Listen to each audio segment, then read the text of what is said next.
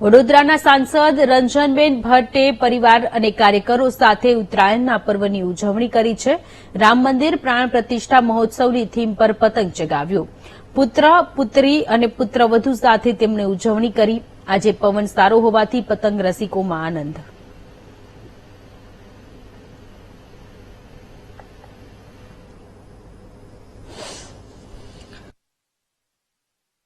ઉત્તરાયણનો પર્વ રાજ્યભરમાં ધૂમધામથી ઉજવાઈ રહ્યો છે, ત્યારે વડોદરાના સાંસદ પણ પોતાના પરિવાર અને સંગઠનના કાર્યકર્તાઓ સાથે પોતાના મકાનના ટેરેસ ઉપર પતંગ ચગાવી રહ્યા છે। સવારથી જ સારો પવન છે અને એના કારણે પતંગ રસિયાઓમાં પણ ખૂબ આનંદ જોવા મળી રહ્યો છે।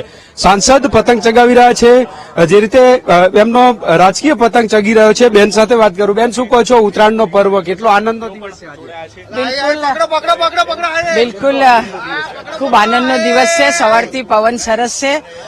પરિવાર સાથે આ ઉત્તરાયણ પર્વ ઉજવવાનો મોકો મળે છે।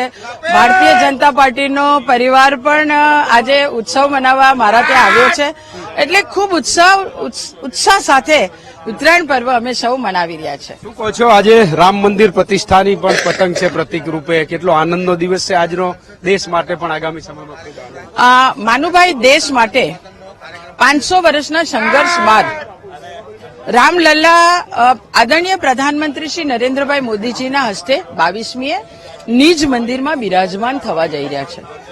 આખો દેશ ખૂબ ઉત્સવપૂર્વક આ ઘડી પોતે પોતાના જીવનમાંથી એ જવા દેવા માંગતા નથી, અને એટલે મંદિરમાં રંગોળી કરવાની હોય, પોતાના ઘરે રંગોળી કરવાની હોય, દીપ પ્રગટાવવાના હોય, સ્વચ્છતા કરવાની હોય, અલગ અલગ વિચારો સાથે અલગ અલગ કાર્યક્રમો દ્વારા આ રામલલ્લા બિરાજમાન થવાના છે, એના માટેનો ખૂબ સારી તૈયારી વડોદરા પણ કરી રહ્યું છે। લોકસભાની ચૂંટણી આવી રહી છે, કેવો પેચ લાગશે આપનો પતંગ, ભાજપનો પતંગ?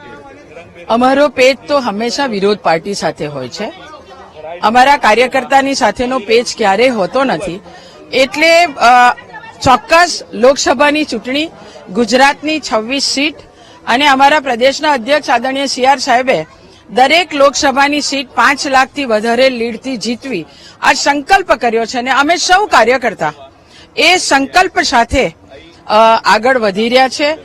પ્રધાનમંત્રી શ્રી આદરણીય નરેન્દ્રભાઈ મોદીજીએ અનેક દેશને ગરીબોને વિકાસલક્ષી યોજના દ્વારા લાભ આપવાનું કામ કર્યું છે, તો વિકસિત અનેક વિકાસ બી કર્યા છે, અને અમે બધા જ લાભાર્થીને પણ મળ્યા છે।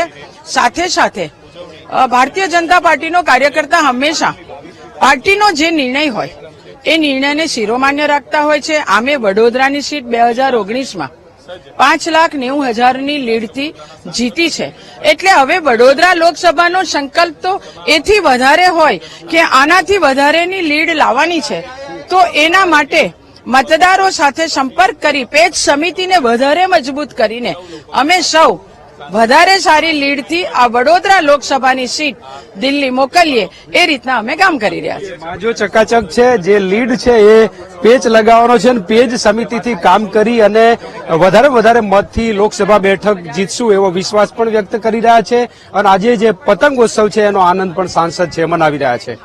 કેમેરામેન કિશોર ક્ષીરસાગર સાથે માનુ ચાવડા, VTV ન્યૂઝ, વડોદરા।